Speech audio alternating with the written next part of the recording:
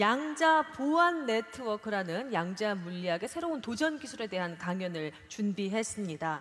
디지털 시대가 계속 발전하면서 네트워크의 안전성 그리고 보안성은 상당히 큰 이슈로 떠오를 텐데요. 미래 보안 기술에 있어서 혁신적인 대안이라고 할 수 있는 5G 네트워크를 위한 양자 암호 기술의 가능성에 대해 SK텔레콤 최진성 종합기술원장을 모셔서 이야기 들어보겠습니다. 여러분 큰 박수로 최진성 원장님을 맞이해 주시기 바랍니다.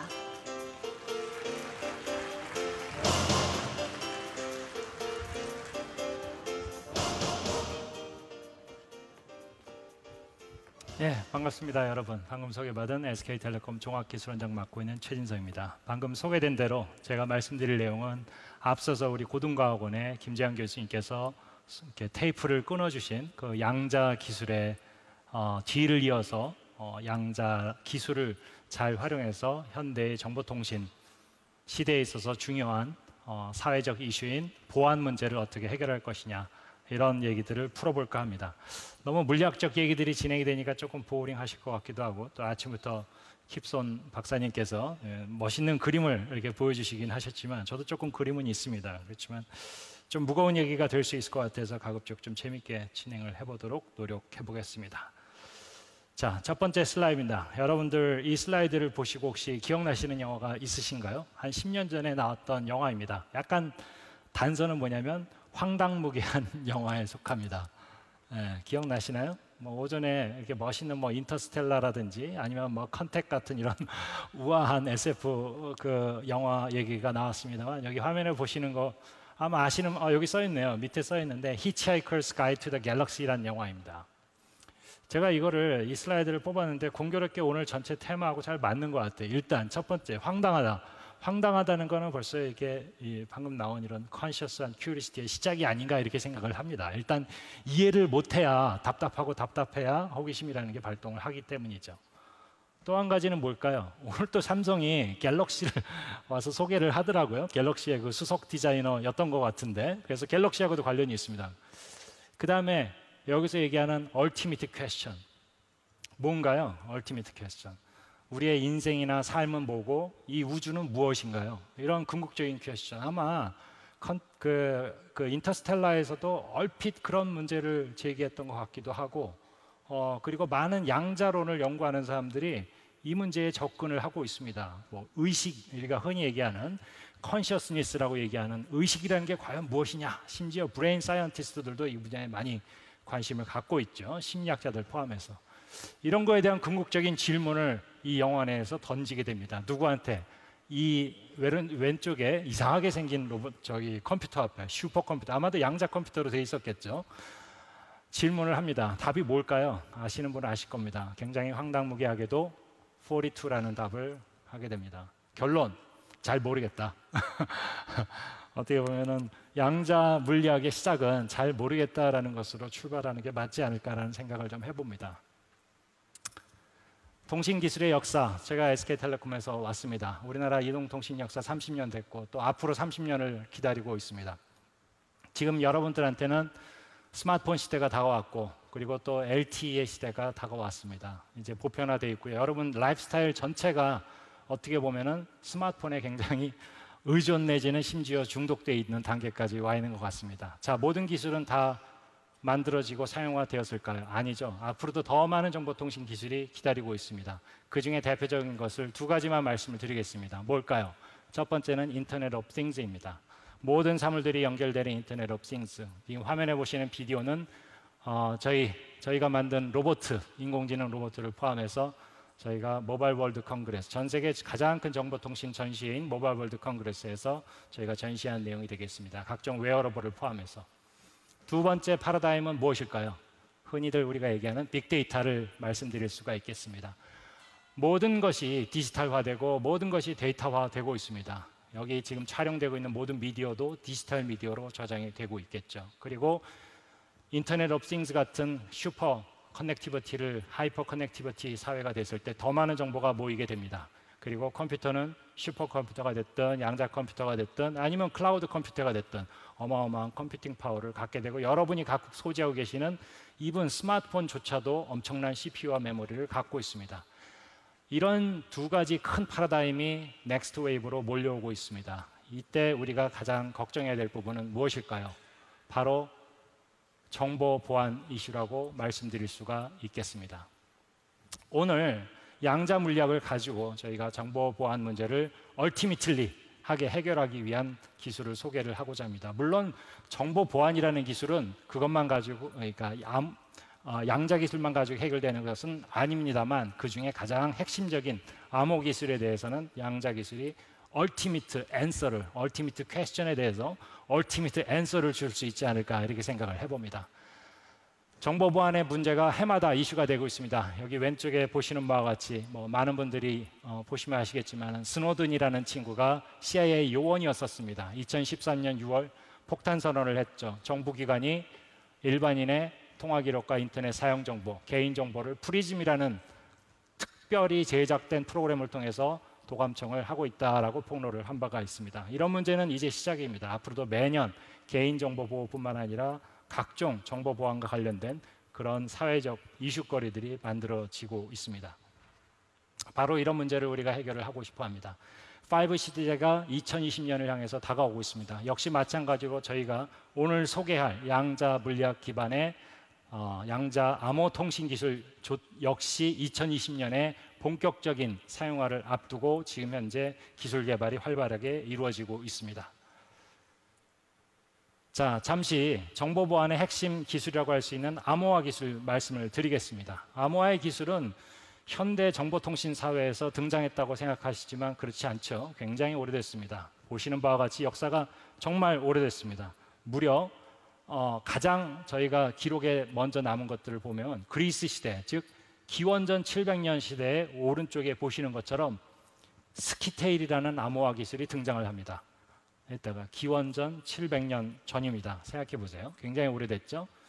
이때 역시 모든 암호 기술이 그렇지만 이 군사 활동에서 많이 시작이 됩니다. 이때 저 스키테일이라는 기술을 가지고 어떻게 했냐면 조그만 막대기가 가운데 있죠. 그래서 거기다가 이렇게 양피지로 이렇게 둘둘둘둘 말아요. 그런 다음에 글씨를 이렇게 가로로 씁니다. 그런 다음에 양피지를 풀어서 양피지만 전달을 합니다. 이 막대기는 그냥 놔두고. 그러면 받는 쪽에서는 어떻게 될까요? 정확히 같은 사이즈의 막대기를 갖고 있어야 됩니다. 그래야 받은 양피지를 둘둘둘 말아서 다시 거기 있는 글자를 해독할 수 있기 때문이죠. 굉장히 간단하죠. 간단하지만 굉장히 스마트하죠. 막대기 만들기도 쉽죠, 그죠? 그리고 막대기의 크기를 정확하지 않으면은 이게 다른 사이즈의 막대기를 가지고 둘둘둘 말았을 때 글자가 제대로 해독이 안 됩니다. 재밌죠? 그걸 필두로 해서 수많은 암호화 기술들이 등장을 하고, 특히 현대 우리가 여러분들 쓰시는 그런 RSA라는 암호 체계가 있습니다. 혹은 Private Key Infrastructure에서 PKI라는 시스템이 있죠. 그리고 여러분들 우리가 매일 쓰고 있는 공인인증서 같은 거, 이런 것들 다 이 현대 사회의 암호 키 시스템 중에서도 AES를 포함해서 이 DES라는 암호 체계를 근간으로 시작을 합니다. 최근에 그 할리우드에서 이 이미테이션 게임이라는 영화를 제작을 해서 다시 한번 주목을 받았습니다. 영화보다는 남자 주인공이 더 유명한지도 모르겠죠. 셜록으로 나온 사람이라서. 여기서도 역시 마찬가지로 그 독일 쪽에서 만들어낸 암호 체계인 애니그마라는 암호를 해킹하기 위해서 기계를 만들었습니다. 이게 바로 현대 컴퓨팅의 원조다, 이렇게 많은 사람들이 얘기를 하고 있고, 그걸 기리는 뜻에서 우리가 튜링 어워드라는 상도 제작을 했습니다. 물론 미국의 폰 노이만이라는 컴퓨터 과학자도 역시 마찬가지로 컴퓨터의 파운더다, 이렇게 알려지고 있습니다. 자, 그러면은 여기서 잠시 암호 체계에 대해서 간단하게 설명을 드리겠습니다. 복잡한 거 아니니까요, 머리 많이 쓰실 필요 없습니다. 암호는 영희가 자기가 보내고자 하는 원문을 암호 키를 통해서 암호문을 만들어서 철수한테 보내면 다시 철수는 자기가 갖고 있는 암호 키를 통해서 해독하는 그런 아주 간단한 원리로 되어 있죠. 과정을 보겠습니다. 영희가 I love you라는 원문을 디지털 신호로 바꾼 다음에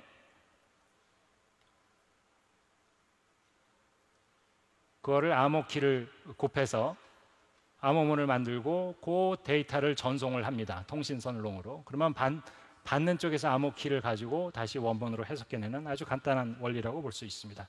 여기서 핵심은 뭘까요? 이 암호문을 암호화하고 또 복호화하는 데 쓰이는 이 키가 제일 중요합니다. 암호 키라는 것이. 이 암호 키를 잘 보관하는 것만이 이 키의 시스템을 안전하게 유지하는 핵심이라고 말씀드릴 수가 있겠습니다. 현대의 암호키 시스템은 크게 두 가지입니다. 대칭키 방식과 개인키 방식으로 나눌 수가 있습니다. 대칭키 방식 화면에 보시는 것처럼 원문을 비밀키라는 것을 통해서 조금 아까처럼 암호문을 만들고 또 다시 동일한 비밀키로 해독을 하는 시스템이 되겠습니다. 그렇지만 여기서 크리티컬한 이슈는 뭘까요? 이 키가 노출되면 안 된다는 겁니다. 그리고 양쪽의 키가 동일해야 된다는 거죠.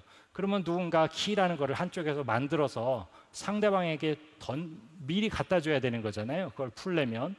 그러면 그 갖다 주는 과정에 상에서 위험이 노출이 되는 겁니다. 사람이 직접 007 가방에다 넣고 그 암호키를, 대칭키의 암호키를 갖고 전달하지 않는 한은 통신 선로상에 그 키를 보내다가 해킹을 당하면 문제가 되겠죠. 그래서 대칭키의 현재 그런 키 전달 체계에 있어서 리스크가 있다고 말씀드릴 수가 있겠습니다. 또 다른 현재 우리가 대부분 쓰고 있는 공개키 방식을 말씀을 드리겠습니다. 방법이 좀 다릅니다. 왜냐하면 아까처럼 그런 안전하게 키를 실현하는 방법이 없기 때문에 아예 방법을 바꿔버립니다. 개인 키라는 것을 두기는 하지만 이렇게 금고 속에다가 둡니다. 그리고 공개 키라는 것을 둬서 얘는 이름 그 자체가 공개 키이기 때문에 그냥 나눠줍니다. 개인들에게. 자, 그러면 키가 공개되어 있는데 어떻게 이게 암호 체계가 보안성이 유지가 되는 걸까요? 그 비결은 바로 보시는 바와 같습니다. 원본을 공개 키를 통해서 암호화를 해서 보내지만 이거를 풀 때에는 반드시 이 공개 키하고는 좀 다른 개인 키를 통해서만, 즉 안전하게 보관돼 있는 이 개인기를 통해서만 원본을 복원할 수 있기 때문입니다. 이렇기 때문에 이런 공개키 방식도 안전하게 우리가 쓸 수가 있다고 하겠습니다. 그러면 이것도 안전하다 그러면 왜 양자 암호 기술이 필요한 걸까요? 실은 이것이 안전하지 않기 때문에 저희가 양자 암호 기술을 사용하는 겁니다. 어떻게 해서 안전하지가 않을까요? 한번 보겠습니다. 여기서 이 공개키와 개인키 간의 상관관계가 존재를 합니다. 이를 위해서 잠시 소인수분해, 조금 아까 좀 머리 아프게 보셨겠지만 소인수분해 잠깐 볼게요. 소인수분해의 원리는 21을 3과 7로 곱해서 뽑으면 이제 소인수분해가 됩니다. 좀 더 큰 숫자를 보겠습니다.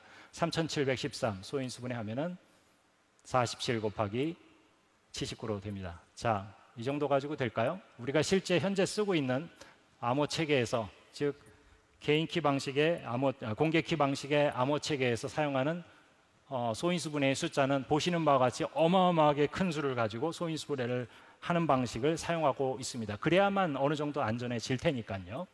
그래서 공개키와 개인키를 만들 때 이와 같이 매우 큰 수를 소인수분해를 통해서 이걸 기반으로 특수한 알고리즘을 돌려서 공개키와 개인키를 생성해냅니다.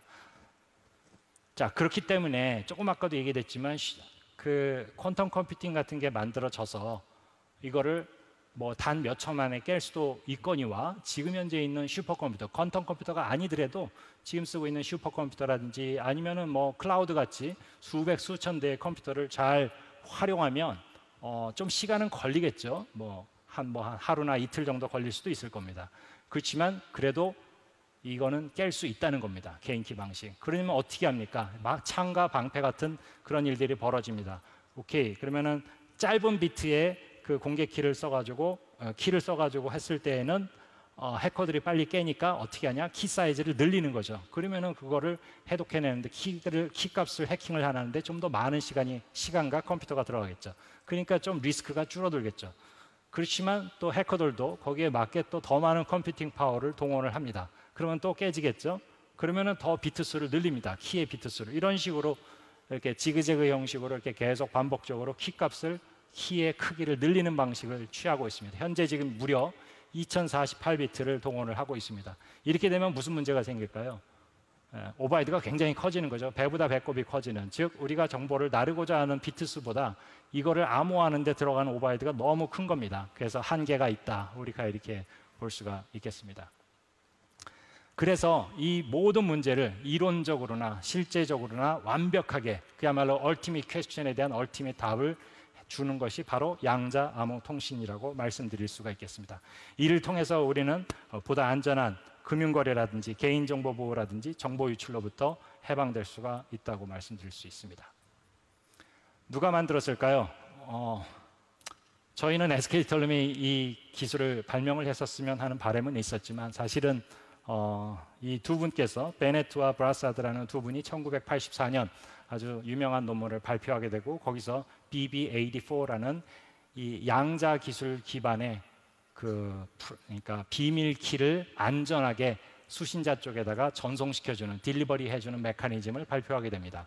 그게 바로 BB84라는 프로토콜이고 이 두 분이 발명을 하게 됩니다. 저희가 만드는 상용 제품도 이 두 분이 그때 쓴 논문에 기반을 하고 있습니다. 저희 양자암호 시스템을 이론적으로 조금 설명하기 전에 방금 얘기된 그런 양자의 4가지 특징, 앞서서 김재환 교수님께서 잘 설명을 해주셨습니다만 간단하게 보자면 양자 중첩 현상, 그리고 물질의 이중성, 즉 파동과 입자가 동시 특성을 갖고 있는 거, 빛이, 그리고 측정의 원리가 있는데 측정을 하게 되면 이제 상태가 컬랩스한다, 붕괴된다 이런 얘기가 있고, 마지막으로는 퀀텀은 양자는 복제가 불가능하다라는 4가지 특징을 잘 활용해서 저희가 양자 암호 통신 시스템을 설계를 합니다.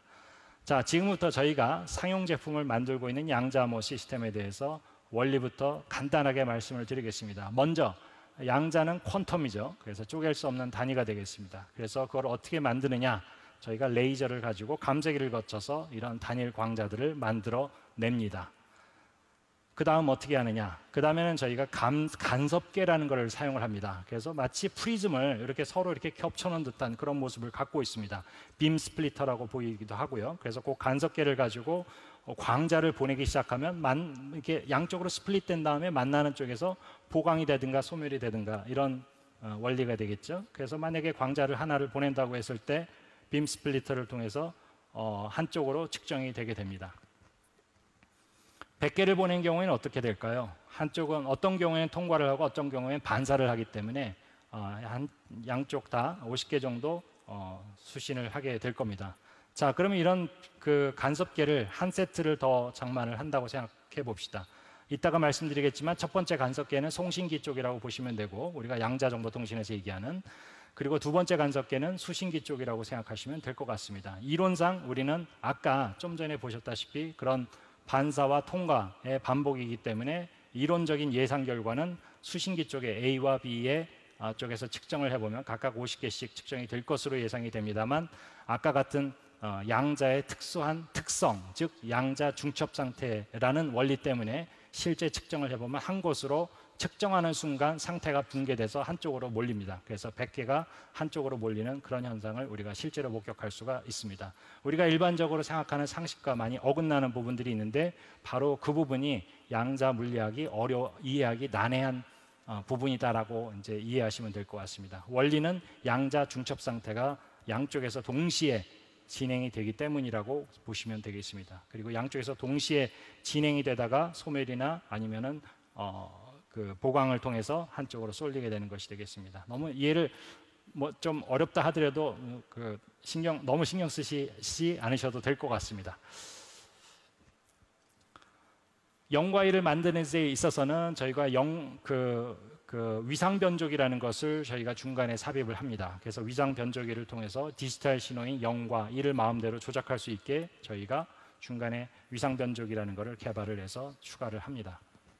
그래서 보시는 것처럼 광자들이 앞서서 송신기 쪽에서 쭉 가다가 이 위상 변조기를 만날 때마다 이렇게 도달하는 점이 바뀌게 됩니다. 그래서 그런 것이 기본적으로 양자 정보통신, 양자 암호 통신을 작동시키는 기본 원리다 이렇게 생각하시면 되고, 이게 왜 안전하냐라는 부분에 있어서는 조금 이따가 조금 더 설명을 드리겠습니다. 보시는 것처럼 송신자의 그 위상 변조기 상태와 수신자의 위상 변조기 상태가 동일해야만, 내지는 같은 SX에 있어야만 측정이 가능하기, 올바른 측정이 되는 거기 때문에 그걸로 암호키를 안전하게 전달하는 것이 되겠습니다. 자, 과연 이렇게 해서 구축된 시스템은 해커로부터 정말 안전할까요? 한 3가지 사례를 들어서 설명을 드리겠습니다. 어떻게 완벽하게 안전할 수 있는지. 첫 번째 사례는 조금 휙 지나갔습니다만 보내는 쪽에서 퀀텀 채널을 통해서 조금 아까 보여드린 그런 2개의